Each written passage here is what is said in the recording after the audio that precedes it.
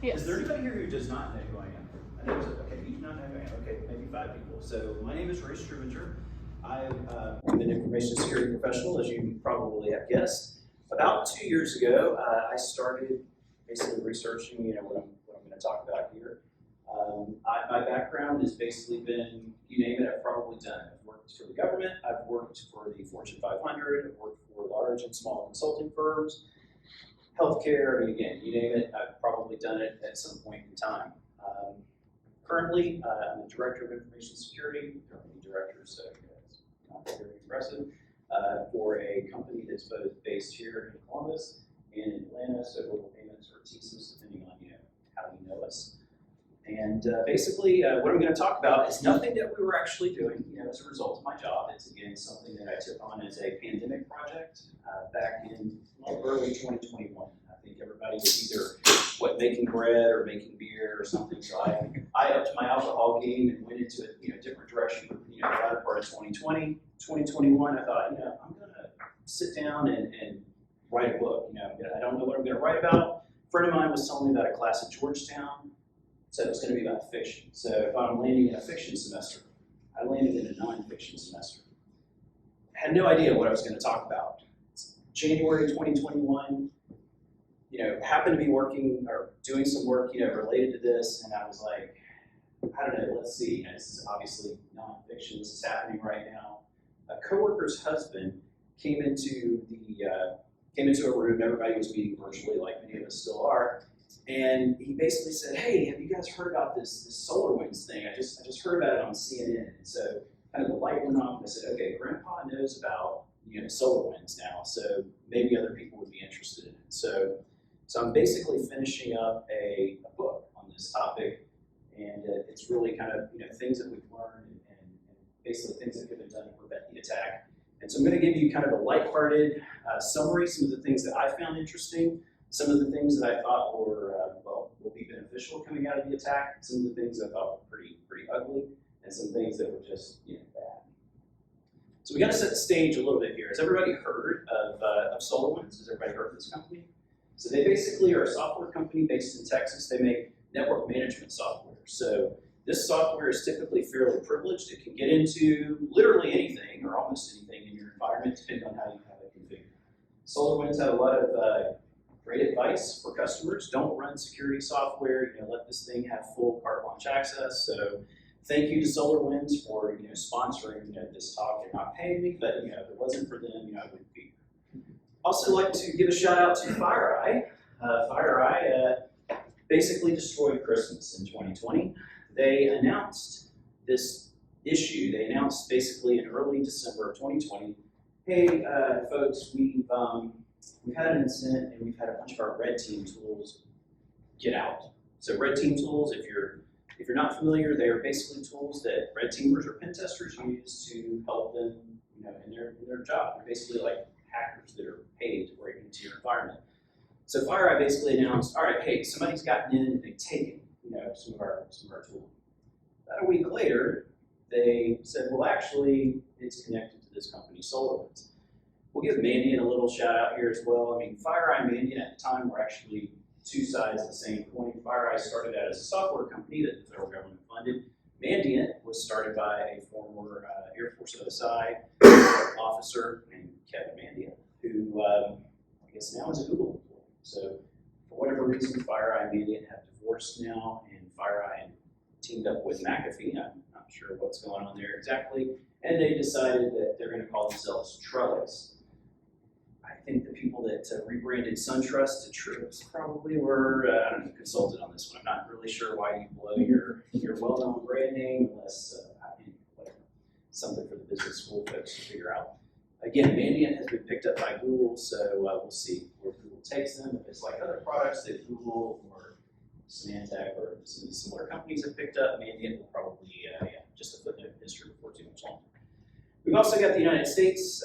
Basically, we've got the ISSA, which is an agency that is supposed to monitor the security of the civilian federal government computers.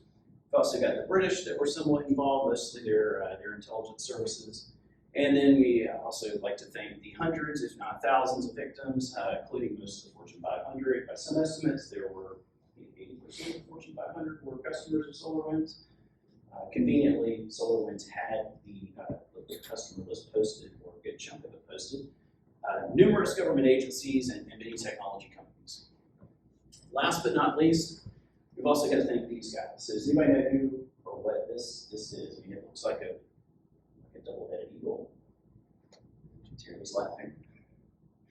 So I don't speak Russian. If any of you do, take a shot at that name. But in English, we just call them the SBR. So formerly the KGB. The U.S. equivalent would be basically the CIA. So these are sort of the, I guess you could say, the suit spies. They're not the down and dirty, or typically not the down and dirty types. What I mean by that is they're not known for destroying information. Typically, that's their, I should say, their counterparts, the GRE or the FSB, typically are known for destruction. But the SBR, they classically just run espionage operations. So I've got several other names that they're known by. So Mandiant at the time, they like to name things APT, Advanced Persistent Threat, or marketing term, I guess as some people like to call it. Cozy Bear, that's the name that CrowdStrike likes to call them. If you're wondering, why the name, Cozy, or why the name Bear, well, CrowdStrike and several other companies will pick up the, I guess you could say, the animal that's commonly associated with a country. Russia is the bear, and if I were to say panda, you might think China, yeah. So kittens are associated because of Persian cats with a rhyme, so it kind of goes like that. Apparently, one of the founders of CrowdStrike at the time, it was kind of whatever popped into his head. So he named one of the APTs based on a song that was popular at the time. So I mean, they had a sense of humor about doing some of this. Dark Halo, Velexity, which was another organization that was kind of poking around with SolarWinds, but wasn't really sure what they were looking at. Rebellion, that's an element. That's not an accident. Microsoft, for whatever reason, likes to use elements to name their threat actors.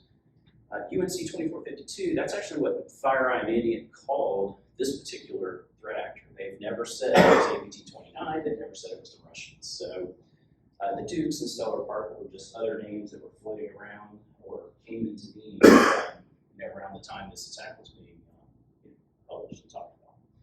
So we've got basically the time frame here. Like I said, Mandiant, FireEye destroyed Christmas in 2020. So that's the time period that we're talking about here. So we're around mid-December. And there's a lot of work that clearly had been done by Mandiant up to this point, or by FireEye up to this point. I mean, Kevin Mandia indicated in testimony later on that they put like 10,000 hours into reverse engineering what was happening. So the team that he had were basically a bunch of people that, if you're not familiar with what they were doing, they're the people that you call when your big company or your government agency gets popped. They just go in and typically clean the mess up, write a nice report, and charge you, large amounts of money for it. So it's a great gig if you can get it. But some of the things that I thought were kind of interesting about the attack, and if any of you, did anybody work on it? Well, anybody want to admit, I guess, that they were working on this? The sanctity of the meeting. Is that a rhetorical question? It could be a rhetorical question for some of you, because I actually do know the answer in a couple of cases. But okay, it's fine if you don't want to admit it. Like I said, we can keep this interactive, or I can just stand up here and chat about it a little bit. But one of the things that was interesting, or at least I thought was very interesting, whoever the threat actors are, maybe it was the Russians, maybe it wasn't, they went to great lengths to avoid being caught. Does anybody know, has anybody heard about some of the things that went on to avoid detection? I mean, I've got maybe a couple of things listed, but I mean specifically, does anybody know a couple of the things that were happening? All right. So a couple of the things that made this thing very unusual. So SolarWinds created a tool called Orion, and that tool was backdoored. There was a backdoor, according to FireEye and Mandiant, about 4,200, 4,300 lines that were placed into Orion. It's how they put it into Orion that's really unusual. They basically found, in the threat actors, found the build environment, and they wrote an application. All right, they wrote an application that ran in the build environment and monitored basically the compiler, the tool that turns source code into an application that we all are familiar with, or many people would be familiar with. This, this basically tool that these threat actors created monitored this build process, and at the right moment in the build process, it shot 4,000 lines into the build process, and that's how the backdoor was injected. I think that's pretty cool. I mean, I would give props to the SVR, whoever was really behind this, because if a customer told you, hey, I think I've got a backdoor in your, I found a backdoor in your software. Do we have any developers? I know there's 1 or 2 people here that are developers. What would you do? I mean, even if you weren't a developer, what do you think the company that makes the software might do to check the source code? You're going to look at the source code. It's not going to be there. And it's not going to be there. And that's one of the reasons I think this is so cool. But the question is, how? We'll come back to that. It's like, how did it get in the source code? But that's kind of the second line. If you were looking at this, so now Mandy and FireEye talked about basically reverse engineering everything, and they made a comment that whoever wrote the backdoor, it mimicked the kind of the writing style, if you will, of the actual legitimate developers. So there was no, there were no strange words, there was no strange spellings. It was essentially the capitalization. It just flowed. I mean, if you were casually looking at this, you wouldn't notice it. It was so, the implications of some of this stuff. I mean, if you think about it, they were able to mimic the developer's style of writing. So, how did they do that? How did they know to do that? One of the other strange things you don't often see in these kind of attacks, every victim, once the C2 initialized, had their own unique infrastructure. So there were DNS calls that were being made that would basically send information out of the victim's environment. If you knew how to decode the query, you could basically learn some things about what's going on. And the threat actors actually set up, they used the cloud, like everybody else, right? They used AWS, and a couple of others, to basically set up, infrastructure so it would make it much harder for people that do forensic investigations or incident response to track it back. I mean, if you're trying to correlate a lot of indicators, there's only 1 or 2 indicators you can tie back early on. So again, that tells me, or told a lot of people, that whoever was behind this understood kind of the steps that companies or forensics or incident responders would go through to try and figure out who's behind it. They also used a lot of counter-forensics, or I guess you could say anti-forensic techniques. Some of the things, I mean, is anybody familiar with counter-forensics, or anybody have a rough idea what I'm talking about? I've probably heard of changing timestamps or time stomping, so some of that was going on. They also had some techniques in place where, there's some debate about this, but they had some techniques in place where if Orion was running in an environment that didn't appear to be interesting, so it's not running on a system bound to AD, it's not running on a system that has the right type of IP address, there's certain other things in the environment that it didn't like, it would never fully wake up, phone home and say, hey, here we are. And it would also wait, that was the other interesting thing. It would wait anywhere from 12 to 14 days before it would actually start doing anything. So if somebody put this in a test environment and watched it, or do whatever testers were doing when they say they were testing software, they wouldn't have seen it. It would have just, nothing to see here, very quiet, very benign looking update. So one of the questions you may be wondering is, why would they do this? Why is the threat actor interested in some of the victims? I mean, we talked about, as many of the Fortune 500, large number of government agencies. Strangely enough, though, unless Terry, you've heard differently, no military organizations. I don't recall hearing anybody, any military base or anyone associated with the military being involved. It was basically all civilian entities, a lot of technology companies. So again, does that indicate some, was that an accident? Does that mean the military is just that much better than everybody else at catching or detecting or preventing these kind of things? Or does it mean that threat actors were specifically, if they found themselves in that environment, were they disabling, their backdoor? That's another cool thing I didn't mention. bad guys, the SBR or whoever, could actually send a kill command. If you weren't interesting, or if they felt like they were not going to get much from you, or I don't know, just didn't have the capacity to research or pull anything from your environment, they could actually send a command back down to Orion and say, all right, just shut the malware down, shut the backdoor down.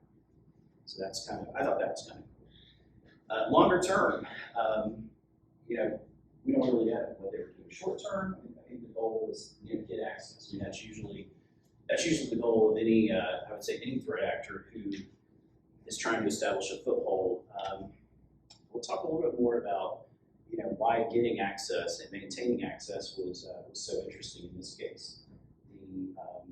I guess the hint is what they were doing when they were, or how they were maintaining access. Does anybody actually know what they were doing to get persistent access?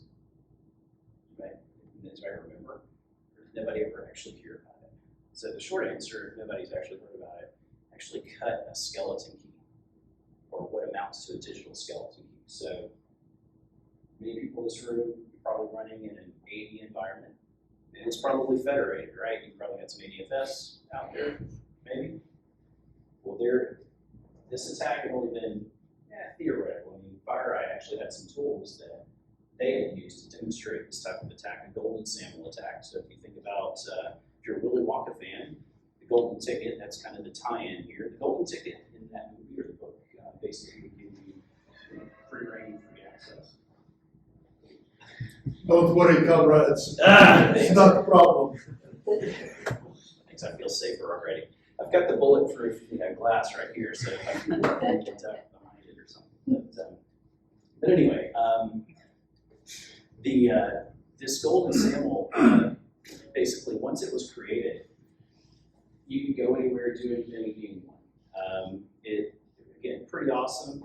You're probably thinking, Ray, who cares? I've got MFA.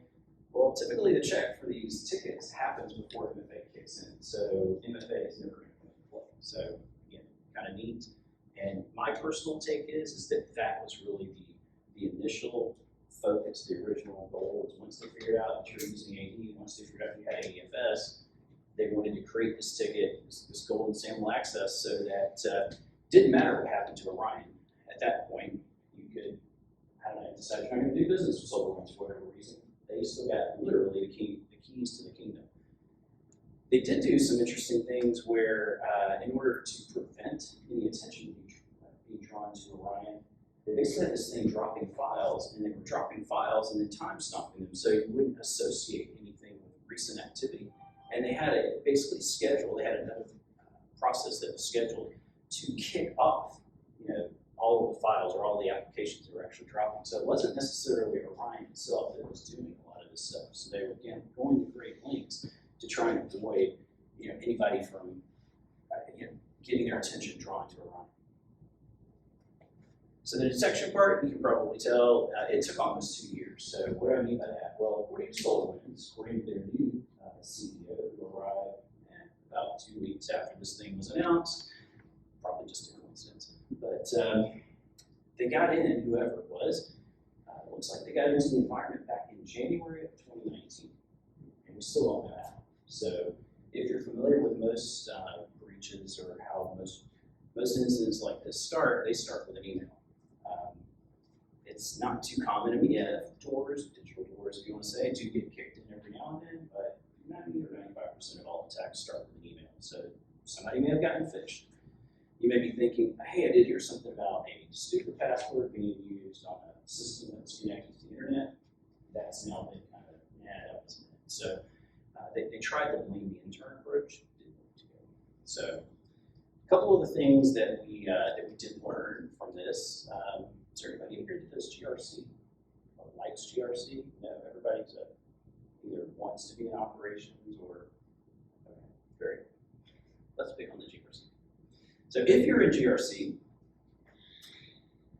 how did you guys miss this? Well, did nobody know what the security practices were at SolarWinds? Did no one understand that I don't know, SolarWinds didn't care about security. So there's actually a lawsuit now that the courts have allowed to go through where basically the shareholders and some others are saying, you guys should have known better.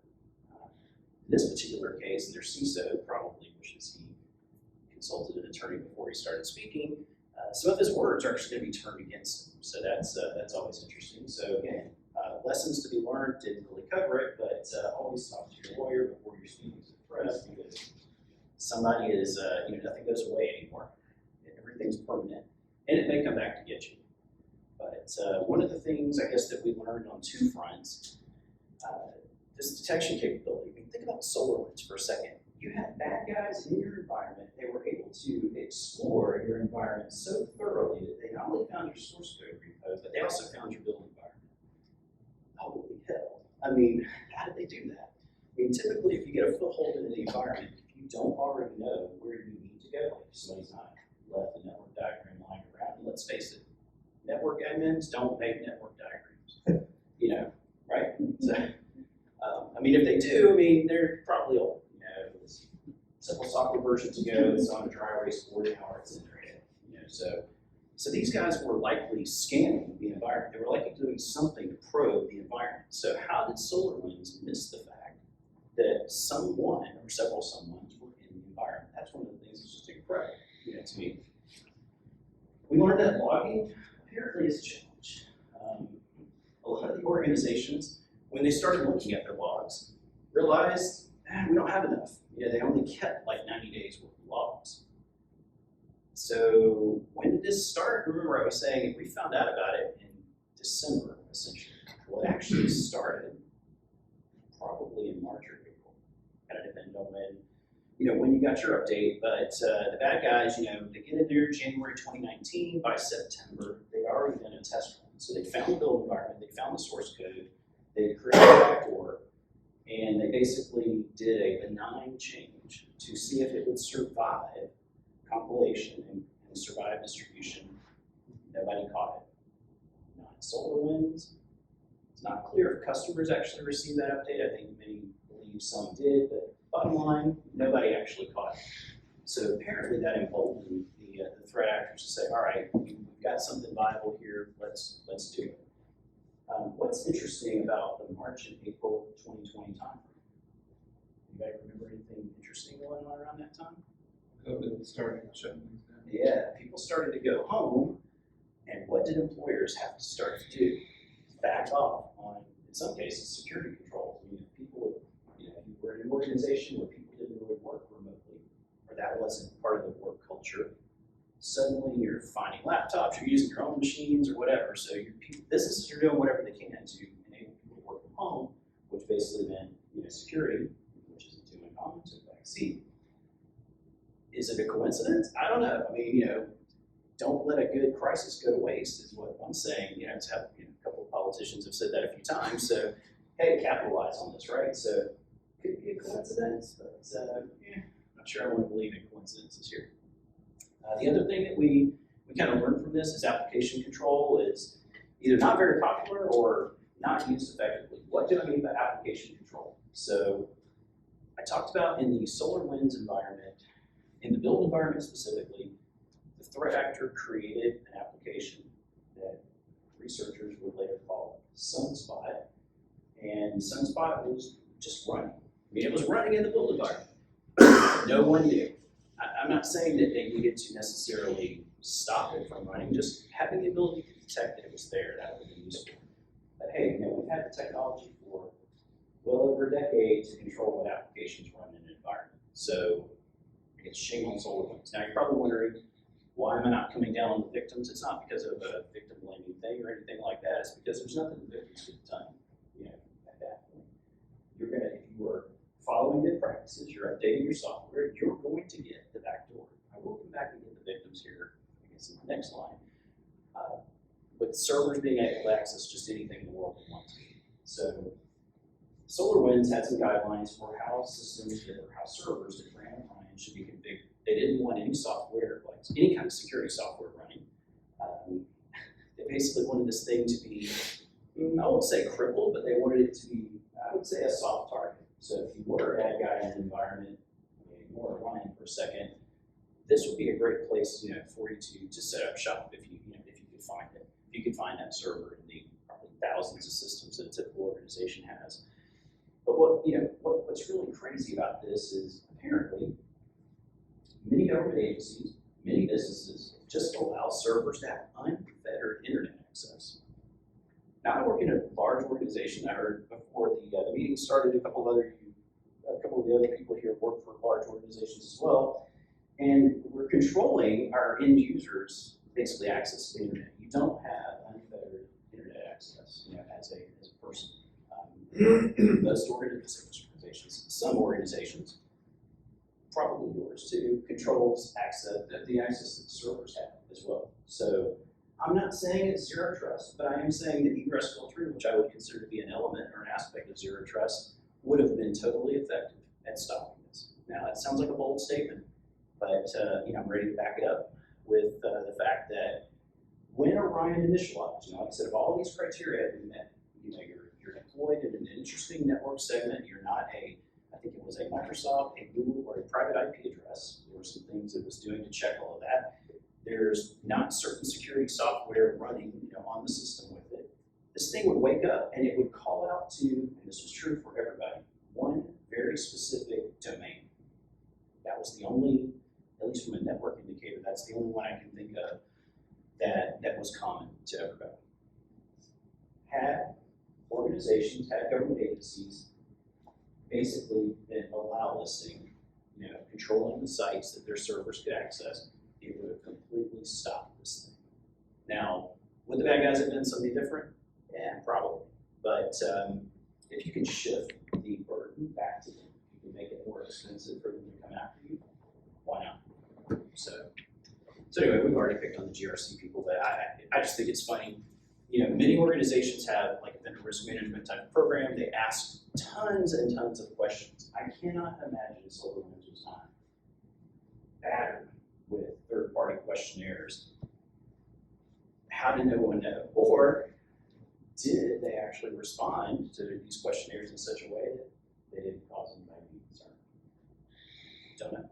Maybe that lawsuit will tell us, so I'm kind of keeping an eye on that. Rick, can I ask a question? Sure, of course. So the focus of your book, though, is it more tactical or operational? Clearly, there's a lot of information at the strategic level. Yeah, I would say it's probably, if I were to boil it down to one word, hygiene. I mean, really.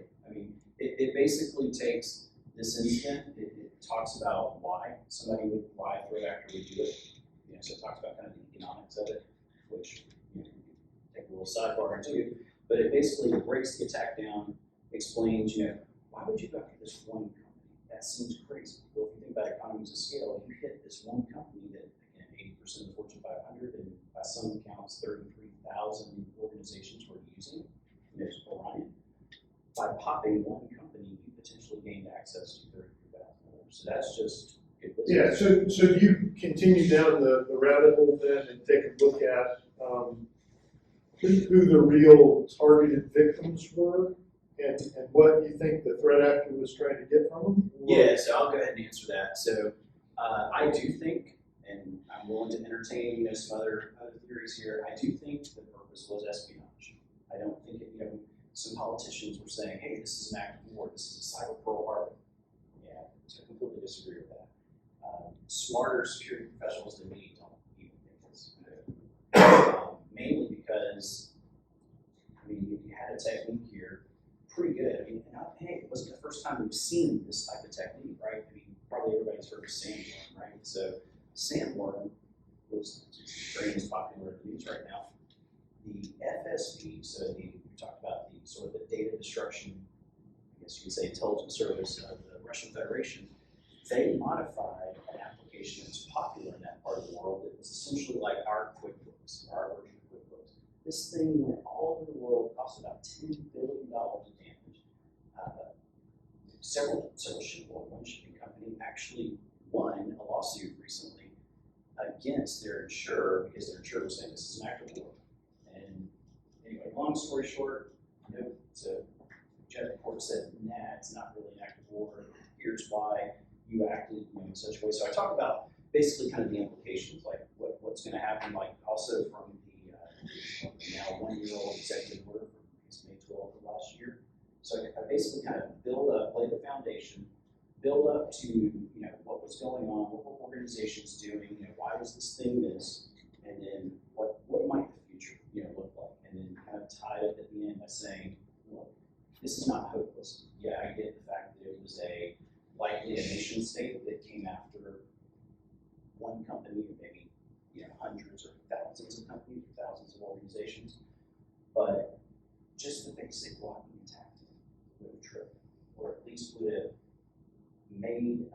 caused enough noise to be created in an environment to draw people's attention. That's basically the premise.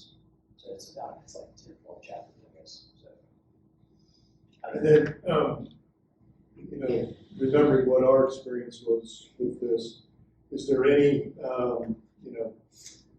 deep dives into anybody's actual response So I would to the love to situation? have chatted with some organizations that would go into that. So basically the way I did this, I kind of drew from, I'll say, my own experience. So what I didn't say in my introduction, I've run tons of, I say tons, probably hundreds at least of investigations that have been nation state, a lot of criminal, a lot of civil investigations, helped a lot of people make lifestyle transitions into orange jumpsuits. Some cases persuading people to leave their country to go meet somebody because they thought they were really cool and their skills were really awesome, and then they get arrested in an airport. So, I've done a little bit of this kind of stuff in the past. I've seen some of the some sort of tools, so I kind of pulled that together. But nobody at this point really wants to talk about it, and I think it's because it's potentially still going to be litigated. No, we didn't have. Well, yeah, I mean, or, some organizations say, well, we had it, but, we just followed our. Yeah, but the reason I asked that question is because it goes to, I think, some people set their hair on fire over this. I mean, in large ways. Yep. And, we can go back to our friends, the comrades of ABT 29, and you weren't their prime target. Individuals were individual organizations were not necessarily their prime target. Yeah, probably. So there's another whole other case study in this, book 2 for you, is really kind of how leadership reacts to some of these things. Yeah. Because, I do want to stay employable, so. No, I get that. And I tried really hard to do that too, but a certain phone call, I think just negated every bit of that. Yeah. I nearly got one of those myself, so I feel your pain. But it is, it's one of those things where I think it's interesting to know from the inside perspective as security professionals, how do you handle advising your organization, whatever that is, whether it's government, financial sector, critical infrastructure, whatever it We'll do is. another talk about that because, I've definitely been on that end of it. For this, I didn't really get into it because I couldn't find a lot of people that were willing to speak on the record, about it. And I was perfectly happy to anonymize them or whatever, but I think many of them, because of what they do and that kind of thing, they don't there's no anonymity, right? So stay tuned. Maybe I will find some people in 5 years that want to talk about it, but I would say for just other types of incidents, I can talk about talking people off the ledge or talking executives off the ledge. It's challenging to do. So what Terry's talking about is that executives aren't typically, and sorry if there's any executives in here, but it's rare to find an executive who is technical enough to understand when they need to freak out and when they shouldn't freak out. The default posture appears to be freak out. So getting them to calm down and focus on what's really important or what's more likely what's really possible, that can be challenging sometimes. So what I can tell you has worked in other places I've been, if I've been an employee of the organization, is you gotta have that trust built up.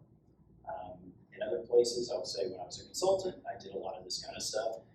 You just use situational authority on them and just say, we got this, calm down, here's what you need. I mean, you can actually say that when you're an outsider. You couldn't say that as a regular employee, but you can actually tell them, look, we've done this before. I mean, they probably hired you because of your background, your company's background, so you can hit them with sort of the full force of your, your experience, authority, whatever you characterize it as, and get them to step away from the ledge.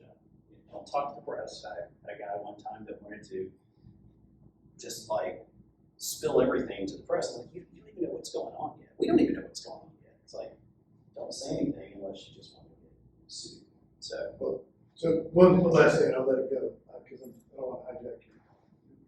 But it does appear that, and I think you probably touch on it in the book as well, is kind of a near-term, mid-term, long-term process in reaction to that. So if you use the government as a case study for this, the government has taken a long-term approach to really tightening down and shoring up the gaps that they have.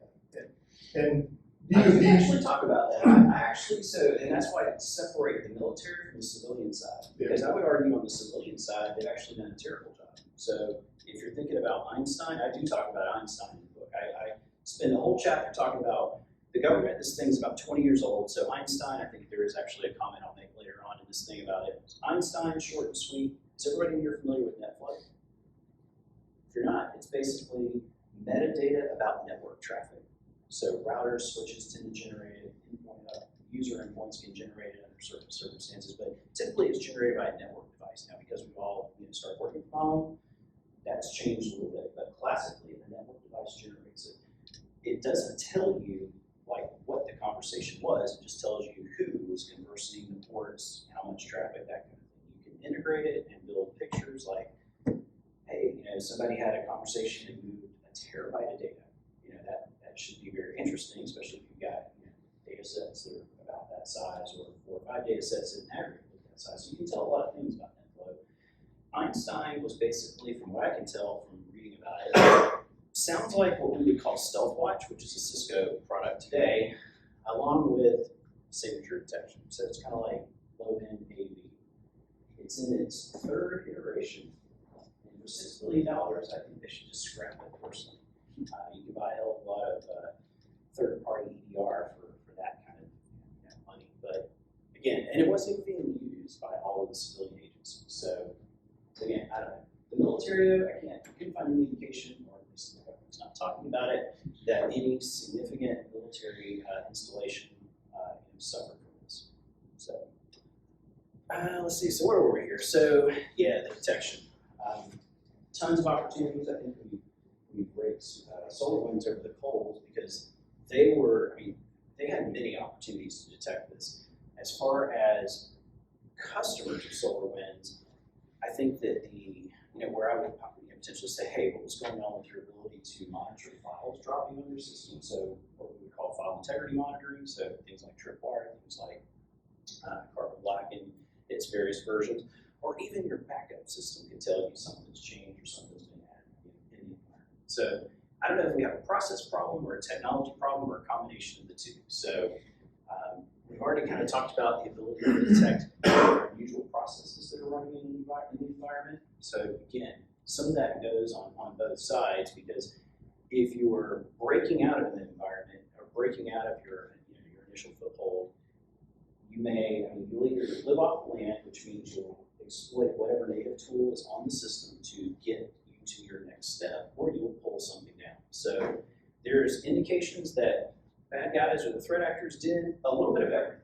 It was, again, if you're into instant responsive forensics, no better case study for what was going on. And then, of course, the network connections. Don't know what to say. I get that there's a lot of data, obviously, crossing the network each and every day, but that's what computers are really good at, right? Is sifting through data and saying, hey, this doesn't look quite right. So, again, not really sure what was going on, but those were some of the opportunities I think that organizations had to detect this thing. So it's now, we're midpoint of 2022 here. It's got to be over with, right? This thing, FireEye told us about it back in December. Everybody scrambled, like Terry's been alluding to. Hair was set on fire. Sacrifices were made. Systems were rebuilt, repatched, fresh installs were downloaded. SolarWinds are running, downloaded and installed. It's got to be over with. So that first line, so remember I was talking about golden salmon? How many people in here, I mean, how many organizations track where their users are logging in? I'm not talking necessarily about what Microsoft terms impossible travel, that's low hanging fruit. But do you look at how they're actually connecting to your environment, like age and certificates? Probably not, because until this happened, really nobody knows. So that's something that if you're using an environment where a SAML, who isn't, but if you're in an environment where that technology is used, you may want to check out, see if there's any certificates that have, well, expiration dates set to them. I mean, that's basically what they were doing. So they would, typically these ticket ages or time to live have an expiration date on them, but they don't have to have an expiration date. So that would be one thing to look for. Because again, if you create this golden SAML type ticket, it is a skeleton key. You can be anyone, you can be anything, you can go anywhere. So changing passwords, I kind of already alluded to this. Changing passwords in NFA, not enough. If they got to that point in the environment or in their process, I mean, change the passwords, wipe the users out, rebuild, do all the standard things that you're told to do to make it go away, to be better. And none of it will be effective in this case. All right, so we were kind of talking about this a little bit. I think Terry, with kind of where can we go from here? I think there's something to be learned from almost every incident that hits the news, and especially those that don't hit the news. If you are in a company that has an incident response team, often, especially if they're very thorough, it's a gold mine of information. If you know how to look at it, or if you can look at it, and you know what you're looking at, and you know how to profile it and rack it and stack it to see trends. I think the biggest takeaway, and I've said it already, you just got to log. I mean, even if you don't know what to do with it, when the incident happens, just having something to look at is better than not having something to look at. I can tell you that in probably a third or more of the cases that I've had to investigate, one of the very first things we had to do was turn logging on, because there wasn't any, especially in a cloud environment. Now, Microsoft and some of the other vendors have made some steps, they've changed this a little bit, but only if you have, in some cases, the right type of license. So again, if you have a cloud environment or even an on-prem environment, just check out where your logs are going, how long you're retaining them, where you're putting them, that sort of thing. Egress filtering, I've already said this. Not allowing just carte blanche, just promiscuous access, whatever you want to call it, not allowing systems, especially servers, to just access any site on the internet would have completely stopped this thing, or at least the way it was designed. Again, if the C2 didn't initialize, it would have just sat there and been bouncing. In this case, it would have bounced off the proxy. Hey, if you're monitoring stuff, right? If you've got an anomaly-based detection system, it would have hopefully eventually said, you have a system that's bouncing off and trying to talk to this site.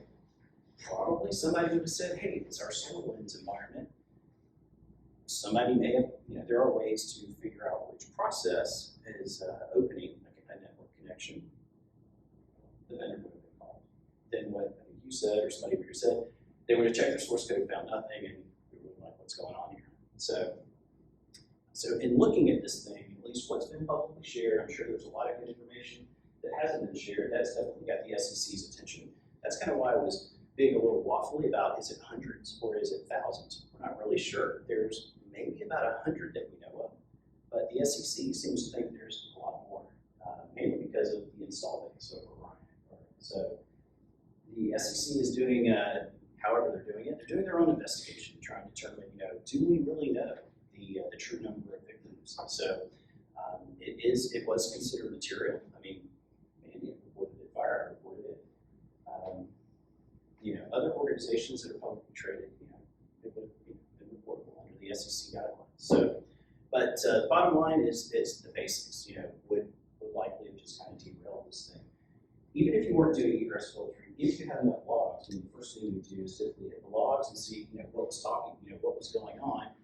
And organizations just found out, hey, we don't have enough, we don't have enough log data to look at, because they only kept like 90 days and they needed stuff from 9 months prior. So the other thing I'll say is that last line, you're probably wondering, got a nation state coming after, what can it possibly do to cause them pain and suffering, it is your environment. You know it better than they do, at least initially. That will change, but early on, you know what's real and you know what's not real. And we've had the technology for quite a while to throw up systems that aren't real. Regular people, regular employees, shouldn't be touching those systems. Bad guy trying to break out from their foothold is likely going to touch a lot of those systems. So again, not saying that you're going to stop the fire. What I am saying is that, just like we've got sprinklers in this room, maybe the whole building won't burn down. Maybe we'll just keep the fire, confined to this one room. So anyway, are there any other questions?